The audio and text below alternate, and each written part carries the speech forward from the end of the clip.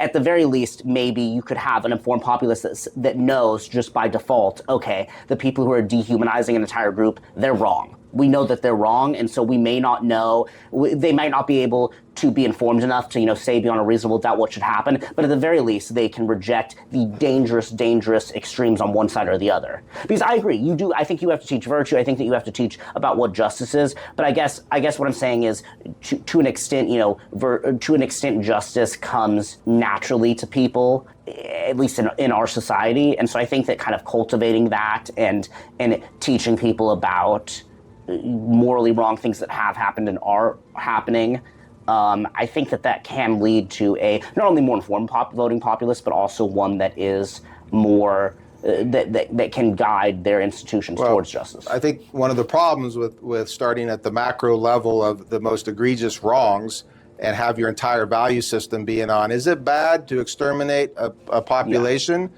I don't know. Is it bad to steal from your neighborhood 7-Eleven? Is it bad to cheat on an exam? Is it bad to cheat on a loved one? Is it bad to sleep around? Like, we're not asking the most basic questions of what's just and unjust, and we're trying to accept the opinions of people that don't even think about injustice in their own lives to tell me how to run a country. It'd be interesting to see what we started with, because I know that we didn't start with genocide, because you're right. I mean, that would and also, if you just learn about the extreme examples, you might try to compare everything to that. Which I don't know. Everybody's Hitler. Everybody's a Nazi. Exactly. I wonder why that is. It's because we're fixated upon what the bad shit other people do, and we don't, oh my God, we have to talk about Jordan Peterson, clean your room.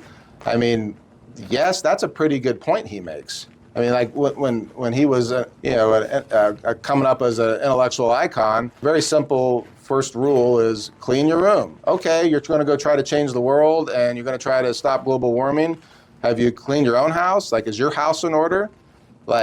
Show some discipline. If you are undisciplined in your own life, your opinion is worthless to me because I don't trust your character, and we don't have at first glance, all other things being equal, we don't have as much societal vouching, community vouching that we used to have, right? It used to be, I know that, you have a kind of an effed up life and you're not very organized and disciplined, but I know you and your family and I've seen what you've done. I know your character, you're a hard worker, you're honest. I mean, okay, so all other things aren't equal, but we don't have that ability to meet somebody and hear their opinion and know whether or not they're a just or unjust person. But if they say the magic buzzwords, you're one of us. You're part of our tribe. Our tribe is based upon big macro things that we think are bad. Not my tribe is based upon, in every action we do, we must be prudent. Therefore, we must look at every choice we make, left or right, binary, yes or no, 0 or 1, is it just or unjust? Every second of the day. And if we do that, here's another cardinal virtue. That's called fortitude. That, we're going to persevere of being just in every action we do. And when we do certain things, we're going to show temperance in them. We're not going to be hyper-focused on one thing or the other, because that would be intemperate. And I guess what I'm coming to is we don't teach the cardinal virtues. We don't do virtue training of kids. We expect kids nowadays to divine how to behave on their own.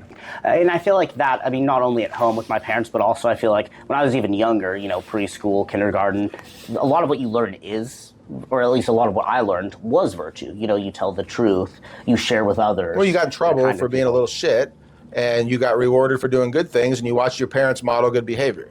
Not everybody has the luxury of two just parents. And that's one of the problems in civilization right now, is the people out there running around saying this is how the world should change, they have no mental model, no framework of what a just leader should be.